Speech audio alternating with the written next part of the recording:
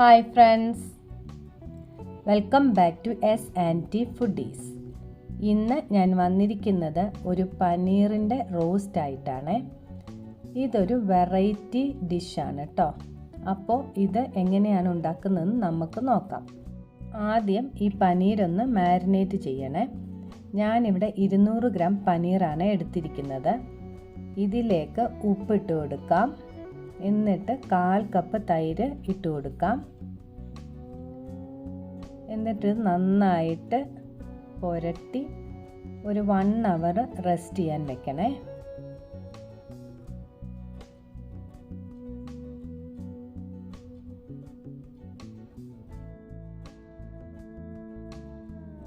ഇനി ഒരു മസാല ഉണ്ടാക്കണേ.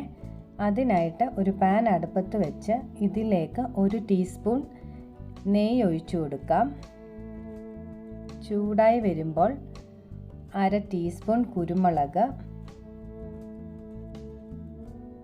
1/2 ടീസ്പൂൺ മുഴുവൻ മല്ലി, 1/4 ടീസ്പൂൺ ഉലുവ, 1/2 ടീസ്പൂൺ പെരിഞ്ജീരകം, 1/2 ടീസ്പൂൺ ജീരകം, 2 കാശ്മീരി മുളകും 2 സാദാ മുളകും, 4 അല്ലി വെളുത്തുള്ളി, ഒരു ചെറിയ കഷ്ണം ഇഞ്ചി. ഇത്രയും ഇട്ട് ഒന്ന് വഴറ്റി. എൻ്റെ ഈ ചാനൽ ആദ്യമായിട്ട് കാണുന്ന കൂട്ടുകാർ ആരെങ്കിലും ഉണ്ടെങ്കിൽ ഒന്ന് സബ്സ്ക്രൈബ് ചെയ്ത് ആ കുഞ്ഞു ബെല്ലൈക്കോൺ കൂടെ എനേബിൾ ചെയ്ത് സപ്പോർട്ട് ചെയ്യണേ. എന്നാലേ ഞാനിടുന്ന വീഡിയോയുടെ നോട്ടിഫിക്കേഷൻസ് നിങ്ങൾക്ക് വരികയുള്ളൂ. ഇതിൻ്റെ കൂടെ ഹൈപ്പ് എന്നുള്ളൊരു ഓപ്ഷൻ കൂടെയുണ്ട്. അത് കൂടെ മറക്കാതെ ഒന്ന് ക്ലിക്ക് ചെയ്യണേ.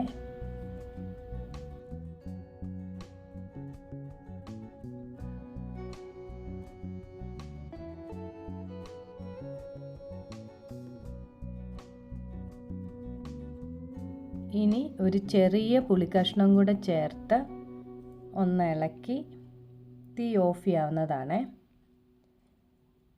എന്നിട്ടിത് തണുത്ത് കഴിയുമ്പോൾ കുറച്ച് വെള്ളവും കൂടി ഒഴിച്ച് പേസ്റ്റ് പോലെ അരച്ച് എടുത്തിട്ട് വരണേ.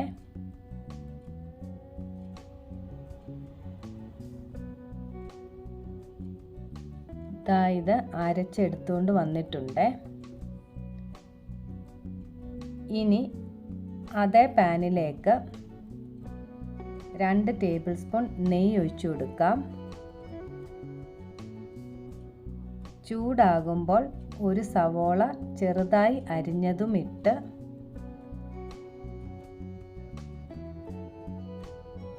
ഒരു 3 മിനിറ്റ് വഴറ്റിയെടുക്കണേ.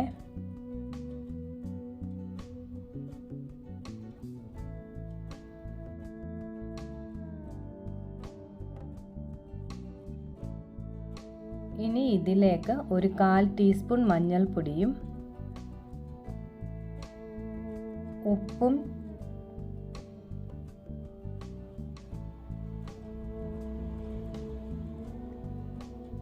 അരച്ച് വെച്ച അരപ്പും ഇട്ട് ഇളക്കി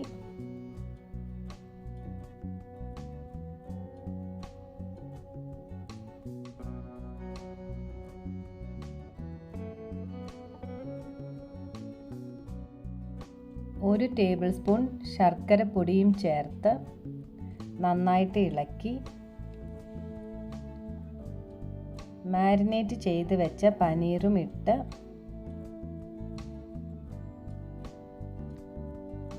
നന്നായിട്ട് വഴറ്റി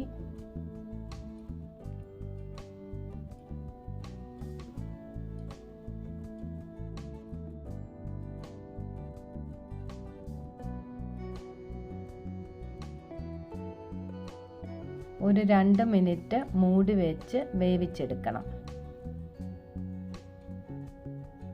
എന്നിട്ട് ഇതിലേക്ക് ഒരു 1/2 ടീസ്പൂൺ നാരങ്ങാനീര് ഒഴിച്ചു കൊടുക്കാം. ഇനി വെള്ളമെല്ലാം വറ്റി നന്നായിട്ട് റോസ്റ്റ് ആകുന്നവരേക്കും വഴറ്റിയെടുക്കണേ.